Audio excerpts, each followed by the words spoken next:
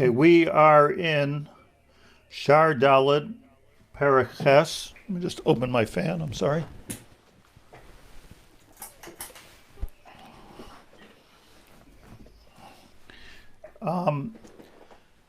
At the risk of being repetitive, I just want to make sure that we're up to date in our minds.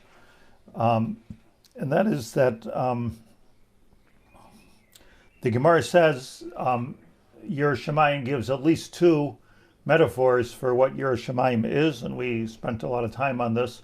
But B'kitzur, the Nefesh Hachaim points out these two metaphors. One of them is that the Yiras Shamayim hi oitzarai. It's the oitzer of Yiras Shamayim. So an oitzer is a keli which the Torah goes into. So it's a keli. Obviously everyone understands that to have a keli and not use it is kind of a waste of the keli. Although, I have a lot of those in my china cabinet, keli that we don't use. It is an outstanding possibility to be able to have a keli. But the other mashal that Chazal has is that it's kav choimatin. Kav choimatin is a preservative, and that's a different idea, and that is that, okay, you're giving me the tvua, the Gemara says, you're giving me a tvua, but if you don't put preservative in it, it's just going to get moldy and rot and all that. So there's no point in it. In fact, you're just ruining my tvua. So we have two things. One is the silo, and one is that's Yiras Shamayim, and one is the preservative that we put into it. That's the two metaphors of the Gemara. That's already the Gemara's metaphors in Masechta Brachos. And it means to say, Nefesh Hachaim speaks out that there's really two purposes or two appropriate times for Yiras Shamayim. And what he means by Yiras Shamayim, now this is where we need to sharpen our saw today. It's always good to have Yiras Shamayim, but he's talking like what you're only allowed to have it two times. But since Yiras Shamayim fills two purposes, there's two appropriate times to be mischazek in Yiras Shamayim and to be loimed sifrei yira. Now, the truth is, we didn't talk too much about this. We're just talking about Yiras Shamayim, but the real point is, what about Yiras Shamayim? We all have Yiras Shamayim, God willing, but it's learning sifrei yira, meaning sifrei Yiras Shamayim. How to define those is a little bit tricky, which I'm going to show you.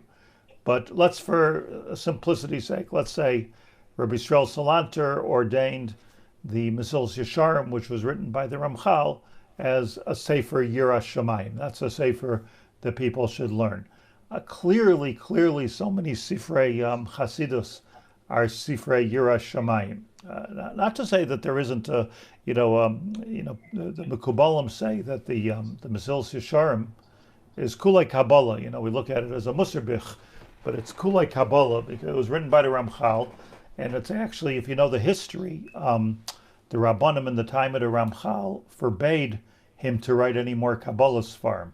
That was what was going on in his times, in Padua, in Italy, and then in Amsterdam. So he wrote the Mesilas Yesharim because it wasn't a Kabbalah sefer, and in there he hid so many Yesodis of Kabbalah. So maybe when we finish Nefesh Hachaim, we should learn Mesilas Yesharim al Pi Kabbalah. It's like a very interesting thing to do. But Sifrei Chasidus are overtly full of Inyonei Kabbalah, but it's all about Chizuk HaLabavos. What the Baal Shem Tov and the Talmidim wanted to do was to be mechazik the Yiras Shamayim of the people, of the Am. So we're not so much talking about Yiras Shamayim, which is obviously good to have all the time, and nobody that's a passing in the Torah, V'yareisum Elokecha. But we're talking about it as how it ties into Limud HaTorah and learning Sifrei Yira. So now let's look a little bit of the words, and I'm going to, instead of my usual philosophy lessons here, I just want to give a little bit of a history lesson today, which is important. But if you look at Shaar Daled Perek Ches, please look inside if you can. Amnan dunmi nanami. We need to understand Me'inyan Shnei HaMesholim Shim Shilu Zichronam Livracha, regarding the two Mesholim that we just spoke about. The Oitzer, which is the Keli, and the Kav Chamotim. preservatives. Binyan Torah ve'yira, as Torah juxtaposes with yira. It's through these svarim. Hepech me'asher shagu b'zakabim merabos b'nei amenu, and I want to posit exactly the opposite of what so many people say, and that's what we need to know. What do so many people say? Shekoivim kol esek limudam b'sifrei yira u'musar levad. Now, it's interesting. Shekoivim kol esek limudam b'sifrei yira u'musar levad. What they do is, that's the whole thing. That's what he's against. You'll see, let's say, he was probably talking about the Hasidim. But if you look in the Hasidic world, there are people who learn Hasidus every day, fartugs, all that. And there are people that are miyuchad that they learn only Hasidus. There's such a thing. That's all they do is learn Hasidus. In other words, it's kilu like, now it's not encouraged unless you're, Mali Shas and Paiskim. But the point is that it's their ikir. And this is what Reb Chaim Volozhin is very against, this idea of learning only Sifrei Yira Mussar. Sifrei Yira Mussar. Shtei Dvarim. Yira Mussar. Shekemoi be'inyan kedimas ha'oitzer l'tvuah shebeseicha, because just like you have to have an oitzer, a keli, to put in the tvuah. The tvuah is the Torah. V'chiyale klal aleva adam, when anybody ever think, Kevin shekolkiyim v'shimar tvuah hiya oitzer, yasek kozmana iruah v'inyan oitzer levadai. Are you going to dedicate your life to building yourself an oitzer for the tvuah? Obviously not. The point of the oitzer is that it holds the tvuah. How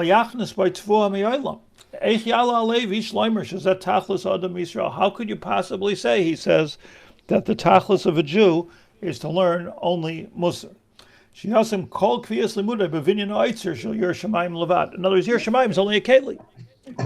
Or, Vuhu Oitzer Reik. Can't be.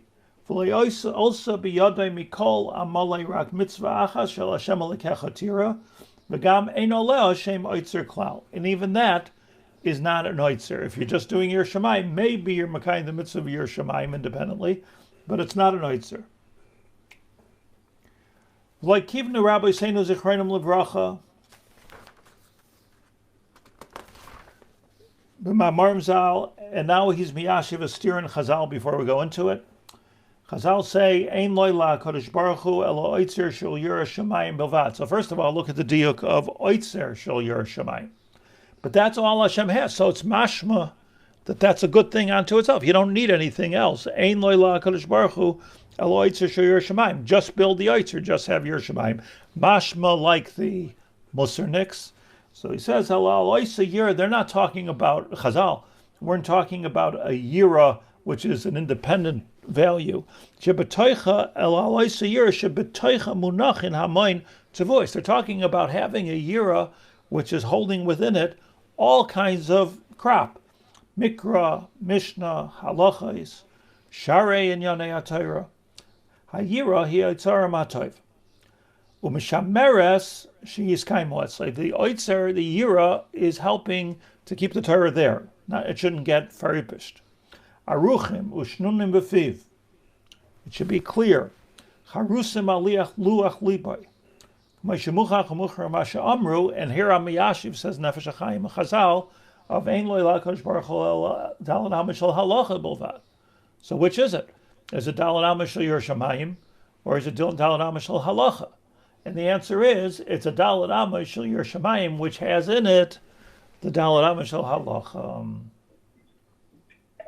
Rabbi, could you just, how do you learn the line? Ein lo HaKadosh Baruch Hu and El Oitzer Shel Yer Shemayim Bilvad. How do you read that line now according to the Reb Chaim? It means like if you are driving down, Route 1 in the Catskill Mountains, and you see a beautiful farm with a beautiful silo. So you say to yourself, I love that silo. Obviously, you only love the silo because it represents the produce that's in it and everything that's there.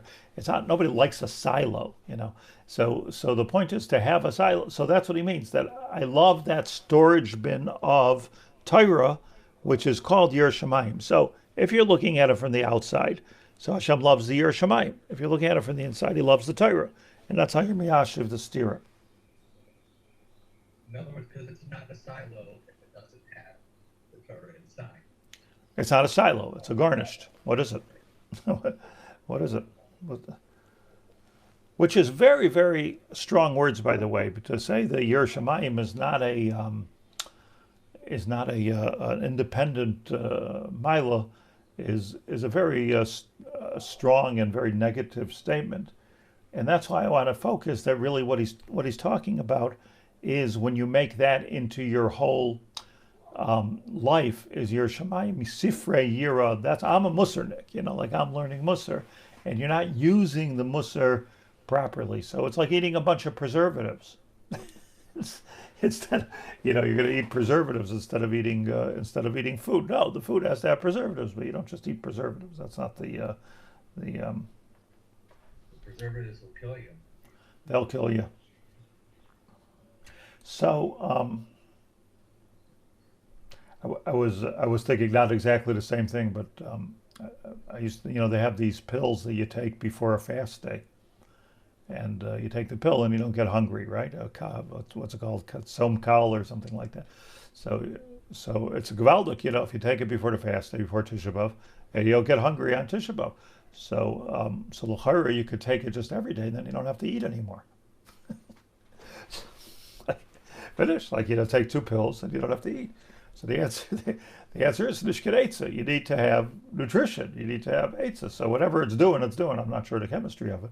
But the point is that it doesn't replace food. So just to have a beautiful eitzer is not the issue. I want to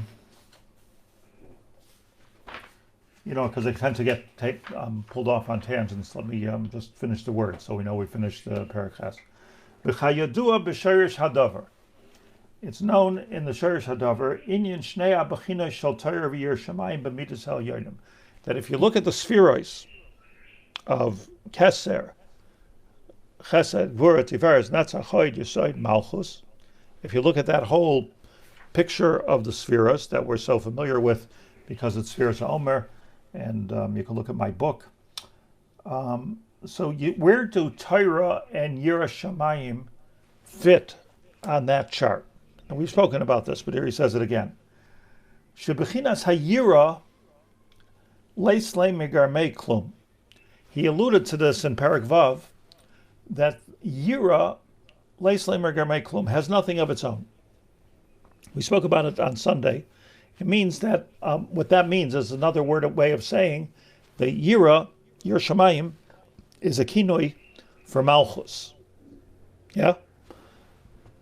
So you have, it's the same thing. Chesed, Gvura, Tiferes, Netzach, Chod, Yesod, Malchus. Everything gets stored in the Malchus. Malchus is this world. When we're davening every day for Mashiach to come, what we're waiting for is not only that there should be peace and there should be harmony and there should be Torah and there should be awareness of Hashem, yes, but what we're saying is that it should be here, not in the world of Malachim, but it should be here. That's what the Mashiach is going to accomplish. Mashiach is going to accomplish Malchus. So the world is a place of Malchus. The thing about Malchus, as I mentioned many times, is Malchus in the Midos ein loy migarmei klum. It's not supposed to have its own self-interests, Malchus. Wow, Mashiach will be really good for my garden. Once you put a self-interest, it's all about Hashem. Once you put a self-interest in it and it's not about Hashem, Mashiach zol shein kum and I should have a refuah shalema. Emes that will have a refuah shalema, but real Malchus is leis lemer garmei klum. We become Abdei Hashem like Malachim. Good, bad, but it's leis lemer garmei klum. So Malchus, or the world, is a very thin-walled item. I mention this point all the time. So too, in the Zohar, it says, the Yira leis lemer garmei klum. The Yira is the same thing. But Sof Kol Sof, that's what he means. Yiras Shamayim, you have to have Yiras Shamayim. But the Yiras Shamayim is a keli to do other things. Meaning, if you think about it, let me just say it in my words. Yiras Shamayim is not a something. Your Shemayim is a lishma, a lack of self-interest, a lack of ego, a lack of putting yourself into the picture completely. So when there's your Shemayim, so automatically it's Leislei Mergar Me Klum. That's the whole taich of your Shemayim. Do you understand this? This is a bit of a tricky idea. Meaning that the word your Shemayim is synonymous with lishma. Torah that doesn't have Yer Shemayim, let's say, is synonymous with Torah Shaloi Lishma. What am I learning Torah if I don't have Yer Shemayim? Learning Torah to Almanashi Amud Lefan of all the cases in the Gemara. So when we're talking about Yer Shemayim, we are talking about Malchus, but we're also talking about Lishma. And this puts together, by the way, this two sentences that I just said, puts together the entire Nefesh Hachaim from at least the beginning of Shaar Gimel, but possibly from Shaar Aleph until what we're learning now. Because there he went through the Olamais, he went through Lishma and Shaloi Lishma, he went through everything to get to this point that ultimately what we're talking about is Lishma, that I have no self-interest over here. I'm doing this because I want to learn Torah. I'm doing it because this is my job as a Kadosh Baruch Hu. So when I'm doing that, I am Malchus, Ihi Malchus, Lashon HaZayar, Ihi Malchus, Ihi Yira Tata, the Ihi Yira Ilah. That's the Lashon of the Zayar. That is Gufa Yer Shemayim, and it all has the one common denominator of no walls. Leislei Mergar Me Klum. That sounds like it's an end process, Malchus, but what about Reishis Chachma Yiras Hashem? Where does the Yiras Hashem come in the Reishis? It's very good, actually, because now we're saying that not only the Yer Shemayim comes in two places. First place, it comes in the Reishis. You can't begin to fill up your neshama with Torah until you first have Yer Shemayim and you make a proper kli.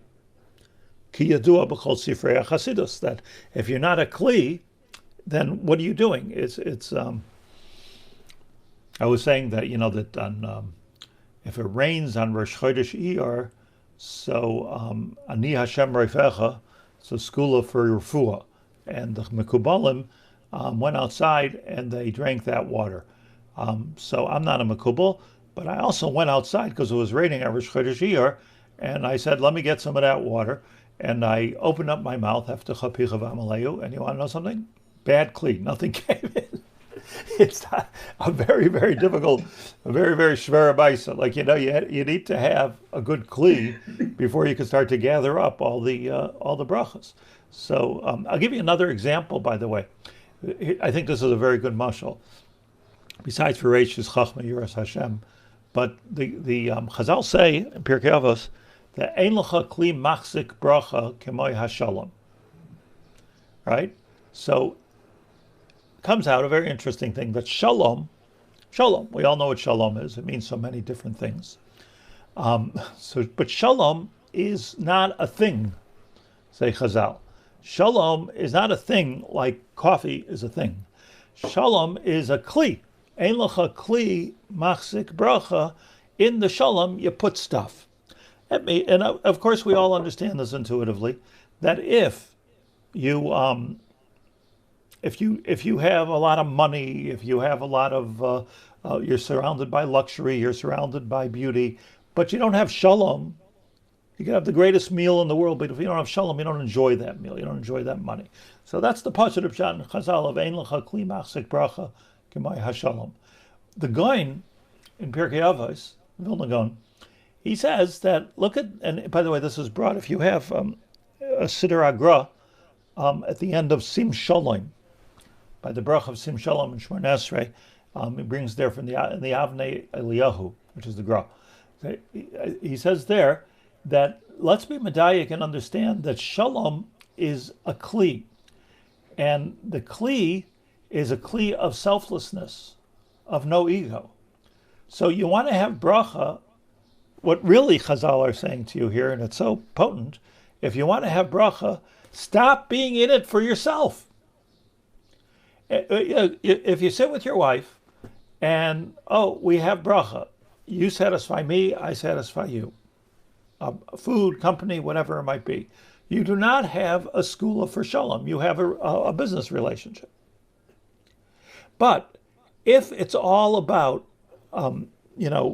shalom, meaning if I can, and it's ironic in the sense that paradoxical almost, because what happens is the more I lessen my own needs, and that's not the emphasis, the more my needs are fulfilled. So it's an irony which is beautiful. So if you want to have, so less is more. That's what we have here. So ein lecha kli machzik bracha shalom. So shalom is also one of those things which is a kli, and it's lessening of oneself, and it's also in the lashon of the Zohar that shalom is malchus. So you see, malchus is not one thing. Shalom, malchus, that's why it comes at the end of Shemona Esrei, malchus. So that's the end. In other words, take to the ground.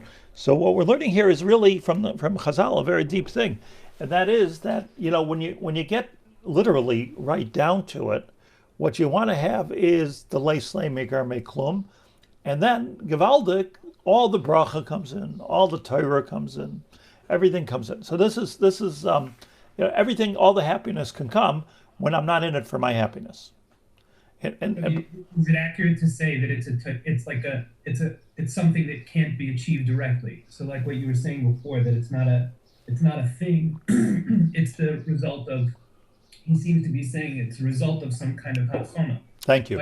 Thank you. No, well said. And now the question is, what to do? What to do? What is my relationship with? Let's think about it very clearly. We're sort of like out of the politics. Our group, and for that matter, our generation. So let's just think about it conceptually. What is Sifrei Yira? What are they doing here? What's their purpose? When should they come? When should they be learned? And what about people that do only that? So first, let me just finish as I promised this paragraph. A yira leslei migarmei klum ki hi nikiya ba. It comes clean. Rak shehi oitzer beis kibul hashefa elyon mibchinas haTorah. Couldn't be more clear, correct? I mean, it couldn't be more clear than this. It's all it is a beis kibul hashefa. It's mekabel the shefa elyon mibchinas haTorah, which comes to us as Torah, brought to us from our sponsor God as Torah. We spoke about this last week. I just want to clarify something. In the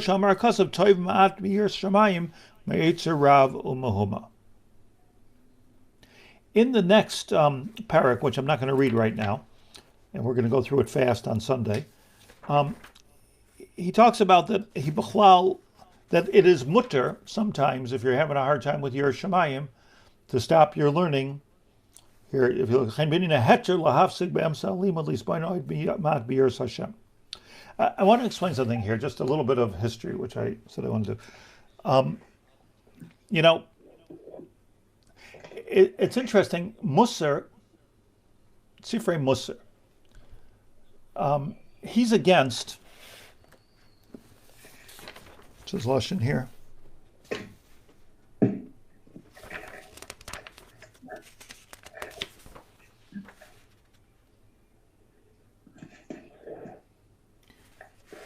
He writes here a lashon that he's against, certainly against learning Sifrei Mussar too much, but he's altogether doesn't like the whole idea. Let me explain what he likes and what he doesn't like. Again, everybody likes Yiras Shamayim. The Gra, the Balatanya, the Baal Shem Tov, everybody likes Yiras Shamayim. And the question is what its place is. Like everything, something is a tool, and you can get carried away with the tool. So I think what was happening in the time of Nefesh Hachaim was that he was worried, b'shem Hagra, that the Sifrei Chasidus are simply going to take over. Meaning it's nice, it's gishmak, it's spiritual, you feel good with it, and you're not going to learn Gemara, Rashi, and Tosfos. I think that was his fear, so he was trying to put that in its place. I just want to give both an evolution and a mashal. If you look in the history sfarm, There's a beautiful, beautiful sefer. You can download it for free nowadays. I know it's a Chachma, everything's free, but you can get all the Svarim you want. But there's a sefer called Pulmus HaMussar.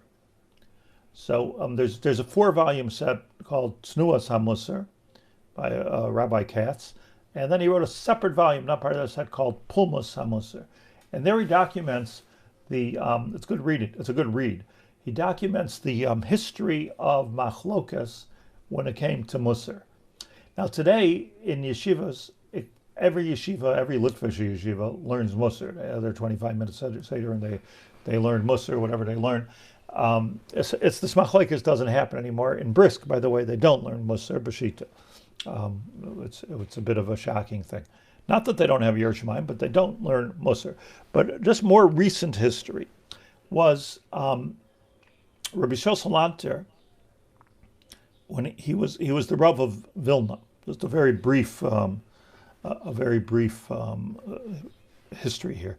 He was the Rav of Vilna. During the Magefa that they had there, similar to what we're having now, but it was a cholera epidemic. So he told people to eat on Yom Kippur, and the Rabbanim were upset with him because he didn't consult with them, and he made Kiddush and Shul famously in Vilna. He was the Rav of Vilna. He made Kiddush and Shul on Yom Kippur after Kol Nidre, and he told everybody they're chayiv to eat because the resistance has to be up high, otherwise you're going to die of cholera. That's what he said. Whether he was right medically or not right is not my tchum. The doctors online can help us. But that's what he said. The Rabbanim got angry and they threw him out of Vilna. So he went from being the Rav of Vilna which was the Beit Shemesh of Europe. He became from the Rav of Vilna. He went to being in Golus, and during that Golus time, he founded the Mussar movement, as we know it, based on Reb Zundel Misalant and other things. And he felt that he was not treated properly. People are not being treated properly. There has to be a big chizuk in Beit Adam L'Chaveroi. So it wasn't just Yerushalayim. There has to be a big chizuk in Beit Adam L'Chaver and a big chizuk in Yerushalayim. And he felt that altogether things were Shalai Lishma. He was a gadol. He was a Gaon in Torah. It was a big gadol. He went to Volozhin, which he had learned in originally, and he presented himself there as the mashkiach of Volozhin. This was a new idea. There was no mashkiach in Volozhin. There was no mashkiach in the world. He invented the idea of a mashkiach in a yeshiva. There was no such thing. So he went to Volozhin yeshiva, and he proposes the idea of a mashkiach. And the Netziv, who was the Rosh Yeshiva at the time, thought it through, and he diplomatically said to him, well, you're such a Gaon, so if you're the mashkiach, then there's no need for a Rosh Yeshiva, and I'll leave. So when he said that, the Rabbi Salanter left. And there's a whole history, a fascinating history of Rabbi Salanter, which was always surrounded by controversy. It's interesting, the future Rosh Yeshiva of Volozhin, Reb Chaim Brisker, Reb Chaim Soloveitchik, who then went on to Brisk, so he he became against Mussar b'shita. And here's what happened. As the Mussar movement began, and then moved on to Rabbi Salanter was Nifter, and there was, Navardik and Slabotka and Kelm, those kind of places, and the Beis HaMussar. So, it became big. What happened is, and I'm making a long story short, but this is the story, it became a thing. And now here you hear, Dan, this is the point. It became a thing. Meaning, like, they got so, there was the Kovner Kollel had 800 younger light in it, and they had a room, which was a Beis HaMussar, and there you go, you reserved places, a time, and you went into this Beis HaMussar. Sometimes there was shmuzin, sometimes there was hispidus, dark room with a candle, all that. And the Kollel younger light would only get paid if they spent X amount of time at the Beis HaMussar. So, understandably, there was a huge rebellion. Another thing that was going on was the Haskalah movement. So the Haskalah movement, and this is important, let's just go back also again a generation, that in Volozhin, Jews for the most part couldn't afford or weren't allowed to go to universities. So they were great intellectuals. They could have been great mathematicians and great philosophers and great doctors. But for the most part, Jews couldn't, not they didn't, and not like, but they couldn't go to university even if they wanted to. And they had this, they weren't workmen water carriers. They were intellectuals, particularly in the Lita. So what the parents did is they sent the kids to Volozhin. Volozhin was an institution of higher learning and great intellectual pursuit. And by going to Volozhin, they were exercising their brain and becoming really good at something and proficient in something. And, and then there was a big movement to bring secular education into Volozhin. Everybody knows that story. But I just want to stick to my story. And what it did is Volozhin started to attract a lot of maskilim. So on the one hand, you had, all the Gedolim that came from Volozhin. Rav Kook came from Volozhin. And on the other hand, you had Bialik. It's not like Bialik went off the derech. He was a maskil.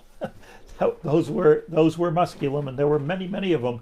If you know the early Zionist movement and you study this, it's actually quite fascinating how the whole Maskala movement, what it turned into, and it broke into different places. That in itself is an interesting thing. Let's fast forward to the time of Slobodka, where the elder of Slobodka was Reb Tzvi Finkel. There was such a controversy about Mussar that there was a rebellion in the yeshiva, and they all started to learn Torah like Gemara, Rashi, and Tosfos. Bekoil in the middle every time the elder of Slobodka gave a shmuz. Can you imagine? They were screaming at the tops of their heads, Omar Rabbeinu Tam, while he was trying to give a Mussar shmuz. And ultimately, that was the rebellion of the Bachrim, okay, I don't want to give it any modern names, but that was what was going on in Slobodka. And in Nevardik. But the elder of Slobodka, Ad Kedei Kach, he got thrown out of the yeshiva and he was no longer the Rosh Yeshiva Slobodka.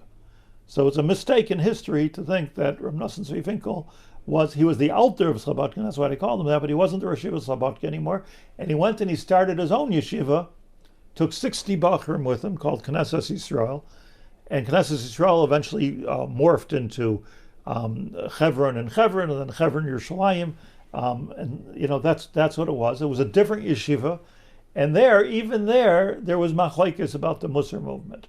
At that time, and this is what's fascinating, some Gedolim were for him, but many of the Bachrim, which were the big Talmidei Chacham and the Iluyim, were against him. And he was like the head of the Mussar movement. And they were not maskilim, but they felt that the purpose of yeshivas should be to learn Torah, not to better our midos and better our Yerushalayim. There's a curriculum. You don't want to go to Lahavdil, Harvard University and learn how to be a mensch. It's not the purpose of it. It's like and they went to the different rabbanim, and everybody was against the Mussar movement. And the big one who was against the Mussar movement was Reb Chaim Brisker. Reb Chaim Brisker said that if you learn Torah and if you have Yerushalayim, you don't have to learn Mussar.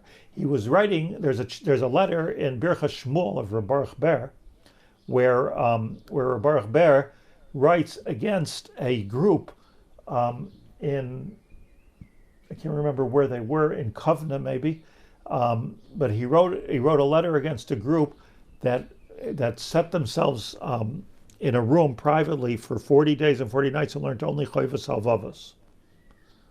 And Reb Baruch Ber writes, like, Shoimu Shamayim on such a thing. How could there be such a thing? So, and by the way, this story is told, I heard it bits and pieces, but it's all put together in this book, Pulmus HaMussar, and it's reliable. One of here's what comes liyamenu, which is, this is almost not an issue any longer, but helps us understand the Nefesh Hachaim. That the Chafetz Chaim, everybody holds it a Chafetz Chaim. So the Chafetz Chaim came out and he said there should be Mussar. There should be a Mussar Seder. There was a machlokes in Radin itself, and he said there should be a Mussar Seder. And that sort of like changed the scene. That was a paradigm shift, and that got us where we are today. So everybody started to learn Mussar in yeshivas because the Chafetz Chaim said so, except for Brisk, because they came from Reb Chaim Brisker. And the Hasidim were learning Hasidus. They didn't have to learn Mussar from their point of view, although they do learn, Hasidim also learn Choivas Halvavos, and they also learn Mesilas Yesharim. It's not true that they don't learn Mussar. But that maybe it's not a seder in the yeshiva. Maybe that could be. So here's like the interesting thing, liyamenu. First of all, you understand that in the time of the Nefesh Hachaim, which was earlier than all of this, you could see even then that Mussar was taking over, and in a sense, he took the side of the maskilim, which is fascinating. By the way, this all ties in with the early Zionist movement and the Choyva Veit Zion is all tied in. It's all tied in. I leave it to you. But in a sense, he took their tzad. Why? Because he did feel that what was important is that Volozhin should be Torah and only Torah. And yes, you have Yerushalayim. He's written a whole book about Yerushalayim, but not to be an academy of Yerushalayim, not to be a Seder Limud of Yerushalayim. And that's where he was against Sifrei Yira. So I want to just say before we end two things.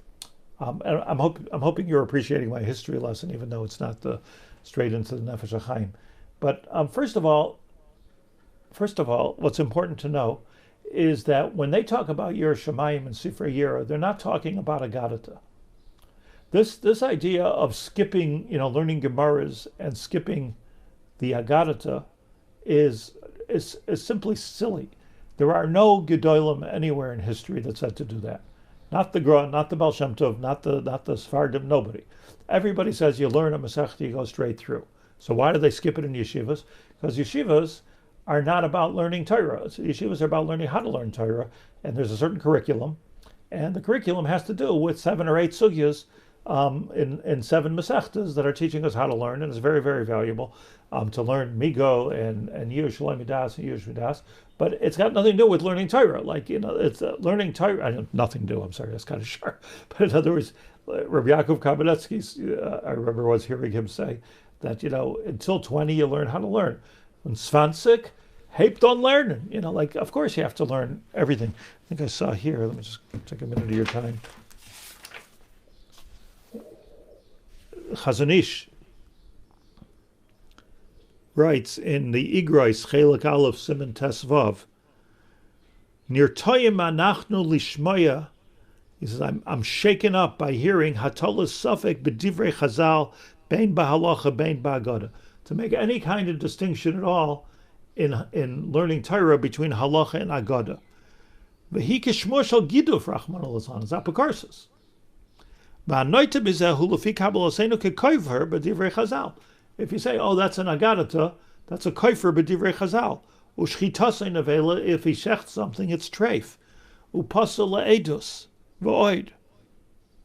V'loi loymar, says the Chazon Ish, lamadati halachis v'dai. Kim shamar tishmerunas kol ha-mitzvah, says kol ha-mitzvah hu limud halachis v'hagadas, etc. It's interesting. So we shouldn't get mixed up, like with the hardcore halacha and the softer part, if you will. Agadata is harder to understand than halacha. If the only reason not to learn Agadata is because maybe we don't understand it clearly, you need a good Rebbe to learn Agadata. But it's certainly valuable. But that's not the Sifrei Yira we're talking about. So I just want to show you that the Chazon Ish in the Sefer Emunah B'Tachan, same Chazon Ish, in Sefer Emunah B'Tachan, which is a little sefer on Emunah B'Tachan. So there he writes, I have it here, Emunah B'Tachan, Perek Gimel Sifkat Yud Ches. Let the record note. So he writes that he's extremely against Limud HaMussar. Chazon Ish, extremely against Limud HaMussar. So nobody knows what to do with this Chazon Ish, because we like the Chazon Ish. He's our man. Nobody knows what to do with him. He's very against. So here's a very interesting thing. He says that in Rebellia Lapian, who was the mashkiach, meaning he was from the Mussarniks, he was the mashkiach of Yeshivas Kfar Hasidim. So he said, "Asur lilmait sefer zeh b'yeshivaseinu." Rebellia Lapian said, "You're not allowed to learn the Chazon Ish, this sefer the Chazon Ish." I'm talking about others from the Chazon Ish. This sefer of the Chazon Ish. So he writes here. This is a sefer called Eitzers HaMussar. He says, Amar li Harav Binyamin Zilber. If you're my age, you remember him. He was one of the Gedolim of Bnei Brak, a big Paisik, Rabbi Yamin Zilber, Zecher Tzadik Levracha. So he's explaining Rebellia Lapian. And he says, She'amuna b'tachan nichta b'tzirusay shel Chazon Ish. The Chazon Ish wrote it when he was still young. You like this? Ve'ein safek she'achar kach hayu mishana ma shekosav b'sefer. If he would have rewritten the book when he was older, he would not have written that he's against Mussar. The truth is, the Emunah B'tachan, somebody found the Ksav Yad of the Chazon Ish and printed it. It's not something that he published in his lifetime. But nearly Shayadea, so he says here, Rabbi Hayadea told us, Yimei Amenu, if you know the history, V'inyan Pulmus HaMussar, which was an expression, Shiur Borussia Zman Kotzer Lifnei Hatzkufa B'Chazon Ish. If you would have understood the period that was during the time of the Chazon Ish in Russia and in Europe, you would understand why he wrote this. Shekain Hayu Me'akitzonis Rabbi Yamin Zilber. By the way, Rabbi Yamin Zilber in Bnei Brak, when I was a kid, he was called Rabbi Yamin HaTzadik. And he wrote Svarim on Hilchos Shabbos and Shuvas, Oz Nidbaru. He wrote beautiful Shuvas. But he writes here that Hayu Me'akitzonim Bali Mussar Shenisu Lihistager Sheva Shonim, better than what I said before, 7 years, Lilmod Kola Yoim Chayvus Havavas, a 7-year program of learning only Chayvus Havavas. V'loy Shum Limud Acher. V'oid Hayaz Borussia Kollel Avrechem, there was a Kollel before some, Kollel Avrechem.